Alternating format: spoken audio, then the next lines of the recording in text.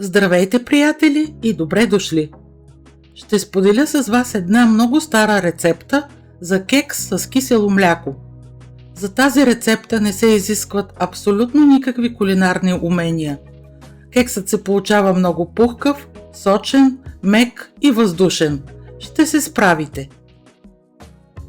В голяма купа пресявам 220 грама бяло пшенично брашно, 10 грама бакпулвер и щипка сол.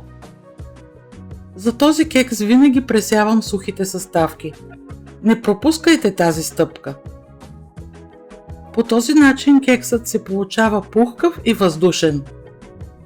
Въпреки че съм пресяла тези съставки, ги разбърквам с лъжица. Трябва да се смесят добре. Продължавам, като в купата на миксера изсипвам 3 яйца размер L, 150 грама кристална захар, едно прахче ванилия, 2 грама и чайна лъжичка настъргани портокалови корички. Моите са сухи, но ако използвате кората от настърган четвърт пресен портокал, кексът се получава още по-ароматен. Разбърквам тази смес до побеляване, около 3-4 минути, и добавям 120 мл слънчогледово олио. Разбърквам за кратко и добавям 1 чайна чаша кисело мляко с висок процент масленост. Млякото тежи 240 грама.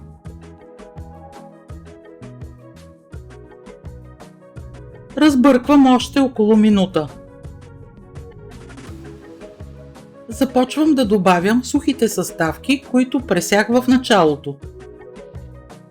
Добавям ги лъжица по лъжица. Когато направя това, разбърквам съвсем за кратко, за да може да запазя пухкавостта на сместа. Не разбърквайте дълго време. Разбърквам не повече от минута.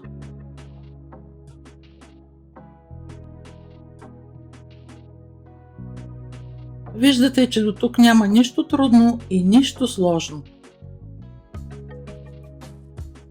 Получава се ето такава смес. Нито много рядка, нито много гъста.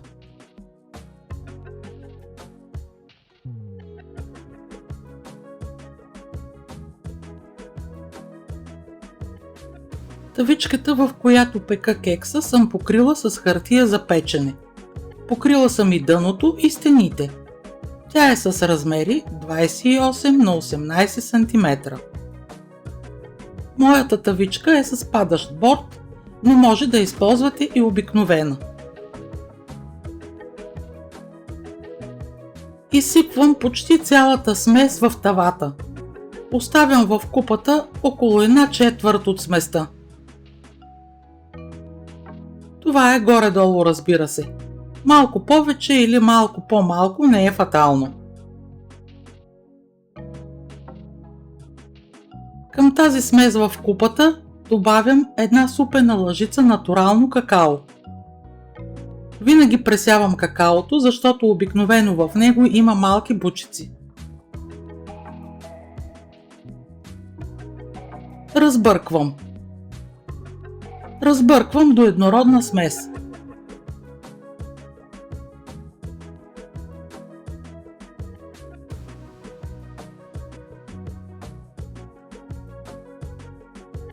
Заравнявам сместа в тавата с помощта на лъжица. Трябва добре да покрие дъното.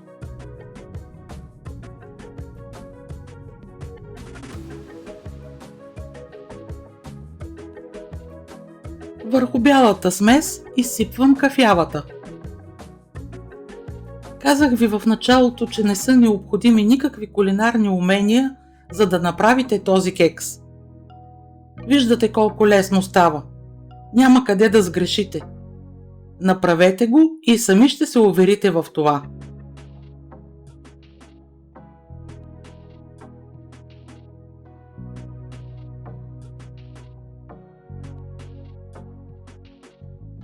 С дървено шишче правя няколко завъртулки. Ето така. Слагам кекса да се пече на 180 градуса и вентилатор в предварително затоплена фурна едно ниво под средното. След 20 минути кексът в моята фурна е готов и изглежда ето по този начин. Наблюдавайте го и не го препичайте.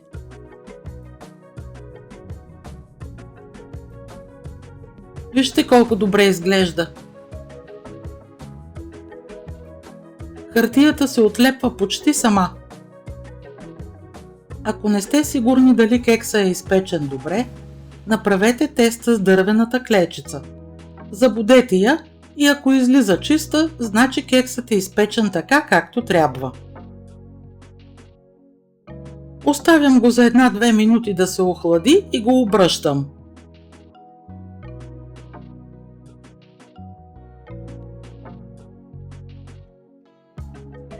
Хартията се отлепва лесно, а кексът отдолу изглежда ето така. Ето така трябва да бъде изпечен. Похлупвам с втората вичка и отново обръщам.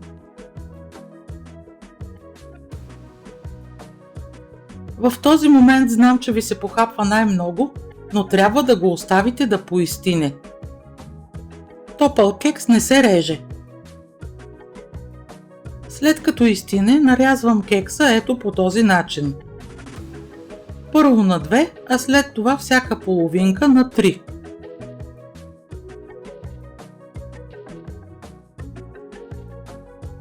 Правя напречно още един разрез и по този начин се получават 12 големи парчета. Може да го нарежете и по друг начин, не е задължително да бъде по моя. Охладения кекс поръсвам с пудра захар за още повече вкус. Получава се сладък точно толкова, колкото трябва.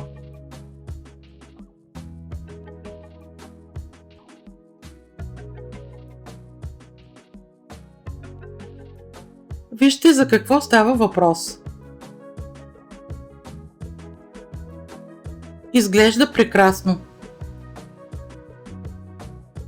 Мек, пухкав и ароматен.